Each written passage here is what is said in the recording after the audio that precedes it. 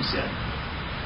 And he gets you through the difficult times so that you can continue on because you can handle 99% of your responsibilities, 99% of the time. But without the 1%, everything falls apart. You've got 100 landmines from the front of the room to the back of the room. How many mistakes do we get to make? Well, one. No, don't get to make any. Right, you're dead. I don't care how smart you are. Leaders get to be leaders because you don't make mistakes. So the leader, upon times of difficulty, brings in the pilot to remove that 1% chance. So there is no mistake. And the combination of the two get from the back to the front. That's why a president, a pre-simulation denture, has advisors. They are pilots to navigate through difficult issues of this planet. He's got hundreds of these pilots. And each one specializes in their fields. And each one of those pilots has pilots that work for them, better known as the CIA, the FBI, NEC, local police, sheriffs, detectives. And they're all out accumulating information. So when the governor says, we got to fix this, let's call in the pilot, see what the pilot's got to do to put a little information. And the Senate gets together and they're going to come up with a solution. They say, we got to bring in the pilot. So the governor comes in and educates the Senate for that 1% of the responsibility. You see, everybody's got a pilot sitting in the back seat there with his specialty. You got a brain tumor, you call in a pilot. It's called a brain surgeon because you can't fix it the rest of your life. He's the specialty. So pilots are relevant. They call every title, every person listed in the yellow pages is a pilot in his own field of specialty. People don't use the word pilot in their language. They don't associate with the word pilot in their environment. I'm a pilot here today as a judge. That's what a judge is. He navigates you through the difficulties of your two different contracts and adjudicates the differences so that the wrongs are corrected, so that the contract can be fulfilled. Does that make sense about a pilot and his responsibilities? Is a pilot like the same as in respect? A pilot is anybody that navigates through difficult areas, navigates with difficult vessels. Is that synonymous with captain then at that point? Yes. Okay. He's a pilot. He's a pilot because everybody else on board the ship doesn't know how to navigate with his compass, or how to run all the equipment on the engines and all the little technical things. I could do a seminar on every single topic of your pilot's responsibilities, but that's not what we're here for today. We're here to study, to bring up your arguments about using the prepositional phrases and nouns, adverb verbs, adverbs, adjectives, pronouns, and their direction of modification. How to prevent the modification, how to prevent assumption, opinion. We don't want to damage anybody. So we set this court up so that we, the people, can have open discussion and make record to build a more perfect world where technology is going to work in harmony with our original thinking, our creation. So when we write on paper, the words reflect the accuracy of our original thought, and it's not obstructed, so we wind up in jail because we went ahead and misrepresented language, misrepresented money, and we took something that belonged to us by accident. But the paper says we committed a crime. But that wasn't in our heart, that wasn't in our volition. And we don't need to be destroyed and go to jail because of an accident. We don't want to create accident, we want to have accuracy in our performance, or in our duties, accuracy in our duties. Any questions? This is a bit off the subject, but you said earlier that we would have to vote the truth into the United States. How could that happen if they tear up the votes before they ever get counted? We would have to write it in? No, that would have to go into a referendum. You would petition the voting board, and bring an idea before a referendum they would have an open discussion, probably take about a year before it would actually get on the ballot, if you had an organized But if it campaign. did get on a ballot and everybody voted, and let's say they voted 100% to have it happen, they tear up the Well, votes before they ever get no, counted. because there would be too many people, there'd be too much publicity about something like that. That'd be treason against fiction. That would be treason against the people. The people themselves. The vote, though, it's treason against... No, the vote is the place where we bring forward and we agree. Remember, that's the proposition, that's the assignment of authority, where we make the rules, we vote on the rules, we accept the rules, and we comply with those rules. And those people that don't comply with those rules, those are the ones that we remove from our society. But here in Nevada, they use a Sequoia voting machine, and there's no record of anything, and it's whatever they determine it to be. Yeah, you don't give it a little way and you vote. Yeah, that's I mean, what they can do whatever they want The with this last vote. election, they tore half of them up before they ever counted them. They shipped them all over the countryside and then made excuses. Even that was on the TV set. I know there was a lot in that election. I mean, just here in the state of Nevada with the Sequoia voting machine, But just the general stuff. that's subject matter. Not, Still, if we're trying to get something really good like this to pass, and say everybody wrote it down, that they want to write it in, they want this to happen. If our big, fine, wonderful U.S. government interferes and they tear it all up, it's another good scene. They're still in the power. this would be a We're the position laws. where an independent, outside We have- voting organization, we like have to when set something Argentina, up of our own, is what or I they're think it was saying. Yeah, that's Brazil, your life, too, you have to claim your life. the United States went down into, the United States periodically goes into foreign countries that have fallen apart in a civil war and said, hey, stop the war, we are going to conduct an election. A fair, honest election, because they know if they cheat in any way, shape, or form, the Civil War will rekindle. So they take away, they tell all the politicians, these are the rules and regulations. You come to this location, everybody votes. And you elect who you're going to elect. And a neutral party that has nothing to gain or lose by that country conducts it. And this goes on all the time. When we were unions and companies, when a union votes on a contract for a company, an independent organization that is not affiliated with the country, with the company, usually controlled by the court system, so that there's no cheating, conducts the voting, and the votes are counted by this independent organization, and both sides have to stand there and watch to see what the end results are, and it's certified to be accurate. And this is the only way you're going to do it. You always have to have a neutral party. There's plenty of organizations around that declare themselves to be honest and neutral to conduct these issues on voting. If the Bush administration wants to control the voting of the next election,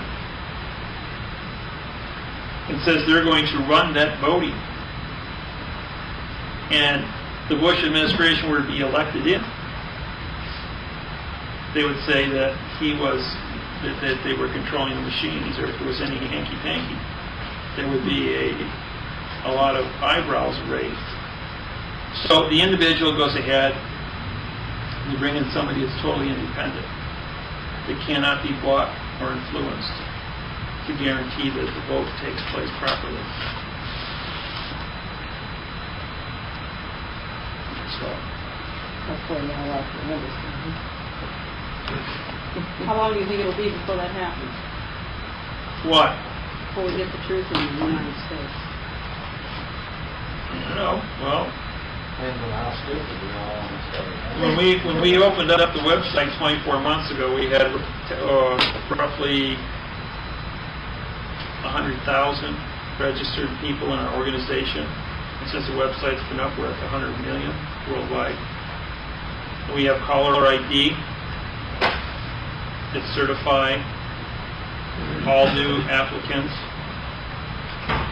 and that we have a meter running that tell us who's studying. Now, if you look at a person who has the intelligence to earn enough money to buy a computer and operate a computer to get on the internet, study. The person gets to that level, by the time they acquire the internet site, they probably have an IQ and an education comparable to understand what they're reading and actually do the study. And with 1 billion minutes a month being read and downloaded off the website, to articulate and go through these programs, to learn about procedures, it is safe to say that every time one person learns it, he'll tell 10 more. By accident or by purpose, it will expand itself. And it's not done through any public advertising. It's just done because people look at truth. And they got to look themselves in the mirror every morning. And feel good about truth. Feel good about being that individual who thinks in the truth. And they want to share that with other people because they don't like to be cheated. They don't like to be lied to. They don't like to be damaged. They don't like to be raped. All those things really feel shitty. Excuse my French. But this is the facts of life. So, yes. What I find in there is that people are afraid of the truth. They don't want to listen to it. Truth sometimes embarrasses a person's own lifestyle, embarrasses what they've learned to date, and when they get to that level of understanding, their truth is so what they always believed to be the truth. Now they find out it's been a manipulation of lies, that they're no more than a puppet on a string. It's very disturbing to them. Yeah, they don't want to talk to you anymore. And like I tell a lot of people, as long as you have your Ruffles potato chips, your 6-pack of beer, your 600-channel TV, you don't care where the tank parks, as long as the barrel doesn't bump your satellite dish and knock your reception out. That's right. And that's the real world. That's the real world. As long as we're entertained and delusional, and it feels fuzzy and warm, well, then why bother? It's just that when you get to a position in life where you think you're really in control, you wake up one morning and say, we're not in Kansas, Toto, and there's something wrong here, and it doesn't feel warm and fuzzy anymore, and you're facing going to jail and losing everything you had in the world, going, what did I do wrong? Nothing. You're just a sheep. Your wool is long, and we're going to fleece you. Mm-hmm. And that's why they call it No Mercy for the Sheep of America. Mm-hmm. Welcome to the real world. And because they control the press, it's never advertised, and the guy next door never knows why you got fleeced. As long as he's entertained, he really doesn't care. Until it's his turn. And the Nazis did it all over Europe, World War II, and World War I, in Russia, in China. And it's happening here right now. Let me ask you, based on that statement right there, I understand there's somewhere between 170, 190 camps, concentration camps, whatever, set up around the United States that has 40 to 50. 6.1 million people are in prison today, and 25 million are on probation. That's 1/10 of our population is under arrest. Yeah, as under or Unicorp. quote unquote contract violations. Unicorp. But I understand that there's these concentration camps that will house 40 to 50 million people out there as the New World Order comes into existence. Or you couldn't make a comment about that. That has nothing to do with what we're doing here today. You want to come to a seminar and do a subject matter argument, that's fine. But that's not what this is about. Okay. Anybody else got any questions? Otherwise, our 2-hour court is now going into its 6th hour. Can you diagnose a normal courtroom document, just so everybody can see how it's done? That's not an issue. It's not an issue? No. Okay. Diagnosing, this is about talking about procedures on the language. Well, that's what I thought it would be, was procedures of like showing how the stuff is really fiction, proving it. In other words, you want to write a sentence that is in fiction, identify it, and break it down as to why it happens.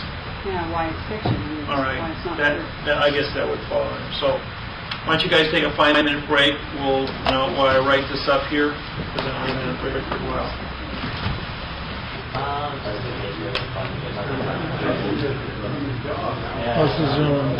What's the word for request, David, in a quantum?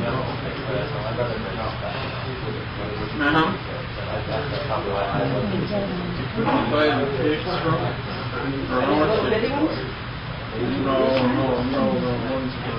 David? Postmaster and all branches have defaulted on it.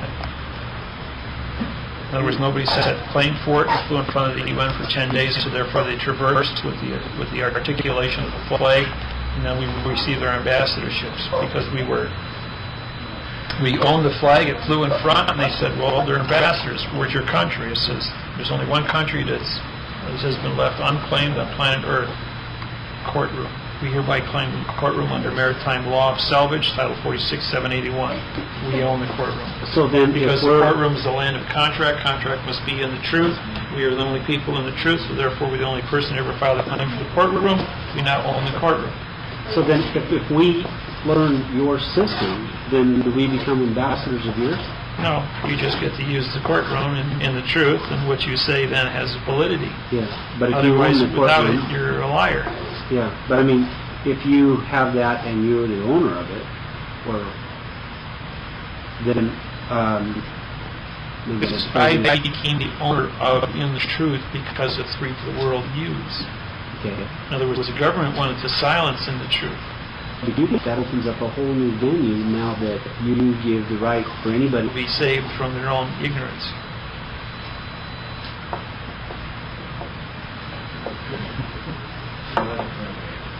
Okay? What does the word sick F or something mean? That It means that it is a duplication of their identity without modification and a removal from my quantum. In other words, I have to communicate with their fiction. Mhm. But I'm not addressing their fiction because fiction, in fact, can never touch each other. They don't exist. I mean, they can't exist on the same plane, but they respect each other. It's called treaty. I didn't ask them permission for who I am. They didn't tell me I had permission to be who I am because fiction can't identify truth. So I, through the process of claim, I filed a claim for my existence with the claim of the life, and had two other people with claims of the life also certify. Together we make three. Two for certification to certify the one. And as a class action, we claimed as a class action which can't be vacated. The truth, in the truth. So now this claim for life that's in that booklet there, I noticed it was on your website. Right. What do I do? Just download that and then Right. fill it out and Right. have, say, somebody like Terry or somebody else around here that Right. would verify it? Yeah, stay with Terry and the group that they're with, and that you can study with these guys. First thing is going to make sure it's right, but the second thing is and study with them, and they will bring you up to speed. Because it's good that if they can teach you, because a teacher always learns 3 times more than a student. You know why? Because the student always needs something explained 3 ways to him before he understands it. It's a triangle. It's a view. It's different views. And then you have 3-dimensional perspective of understanding, and that's what makes a teacher and a student.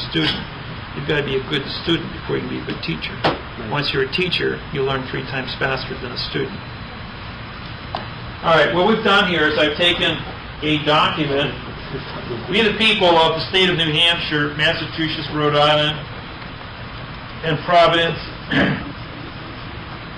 Plantation, Connecticut, New York, New Jersey, Pennsylvania, Delaware, Maryland, Virginia, North Carolina, South Carolina, and Georgia, and both North and South Carolina, New Jersey, Rhode Island, and New York, and New Hampshire all have hyphens in their names. And Georgia, do ordain, declare, and establish the following Constitution for the government of ourselves and our posterity. Article 1, 2, 3, and 4. This is Article 4 I have up here, Section 7. This was dated on 1787, August 6th, by George Washington. Okay, now, when this is when this was put together, this was photocopied. We went to Pennsylvania. We photocopied this from original documents. When you have writing, the font of writing changes jurisdiction. If you notice, the "we" is nice and big. So the W is removed because it doesn't have joinder with the E. So E doesn't have a definition here, and so "we the people" doesn't become the preposition. Now here, remember I told you that "we" is a condition of voting, a condition of rules, condition of things coming together as the assignment of authority of prepositions. Here they use "we" as a pronoun, which means it's no noun because they changed its condition of font. The then becomes the adverb modifying the "we" pronoun in front of it and the people verb after it. All these men who signed this were Masons. And they took the people that they were to represent and turned them into verbs in fiction, and then wrote and constructed this document. Now this document falls under this jurisdiction that no law or fact should be tried in court. So the same rules that apply here is we have the future tense of shall and the past tense of tried. We have the future tense of shall and the past tense of from. We have from used twice here. We have supplied, ends in ed, which is also in past tense. We have no law or fact. No is a negative modifying the verb law and the verb fact. We have a negative pre. Re means no, pre means no, and sent is contract, sentive. We have a negative 3, executive. EX means no, of execute. I don't know how we would pronounce that. Executive. Executive. Huh? Executive. Executive. Ecutive, yeah, ecutive. I have to look that one up, ecutive. Authority. But it's a condition as a modifier, so it's colored because EX means no. It's a negative modifier of authority, which still becomes a pronoun. The facts have been changed. Now here we have a prepositional phrase, 5, 6, 7. We also have another one up here, in the house, 5, 6, 7. Now, and we have in the representation. Again, we have representatives and representation as a noun, but it's a negative noun. These two nouns, house and state, are geographical locations on the third rock from the sun, better known as Earth. They can't make Earth a verb because it was here before us and therefore has jurisdiction with no contract. The house is a geographical structure, which again is a noun. It sits upon the earth. And as well as the state, which is a condition of. Here, they didn't define what the state is. So therefore, it's still a geographical location. Here they're using it as a land state, but it's not a land state. It doesn't say state. It doesn't say land. The condition of state is contract. So the contract is still a three-dimensional object called paper, better known as a vessel. They could have called this word vessel as well as state, and they would have been correct. So vacancies now has no prepositional phrase in front of it, so it's a pronoun. And that one followed, yeah.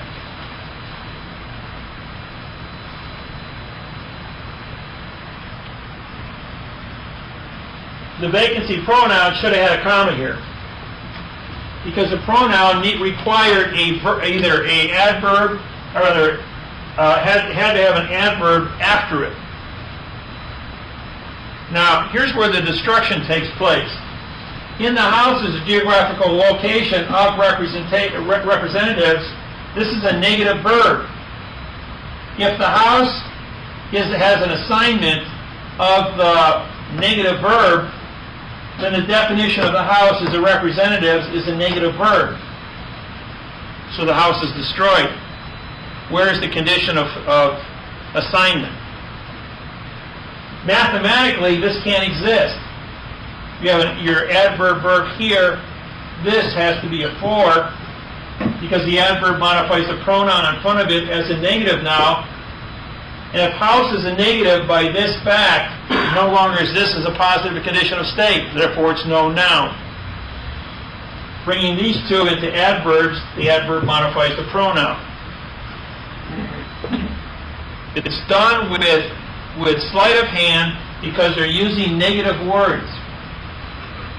Okay, now mathematically the adverb modifies the pronoun in front of it, the adverb.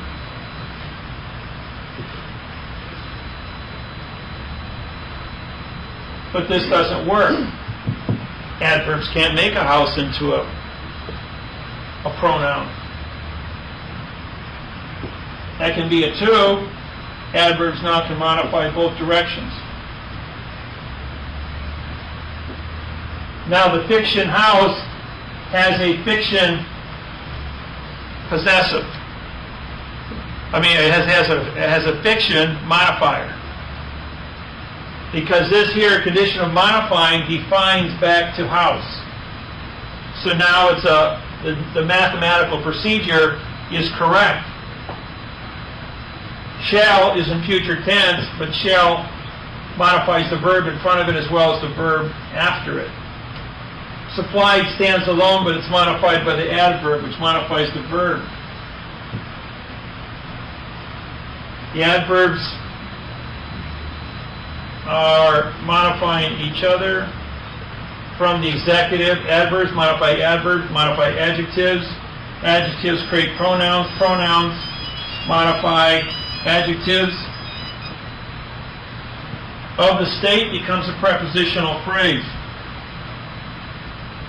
In the representation also is a prepositional phrase, but remakes this into a negative noun.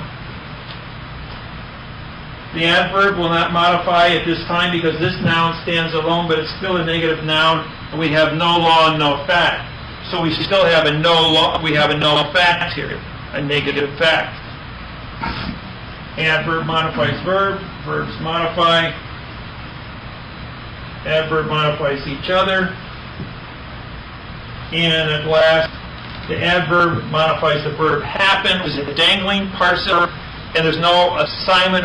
Therefore, we have a prepositional phrase articulating a condition of fiction. And if it's fiction, it goes back to no fact.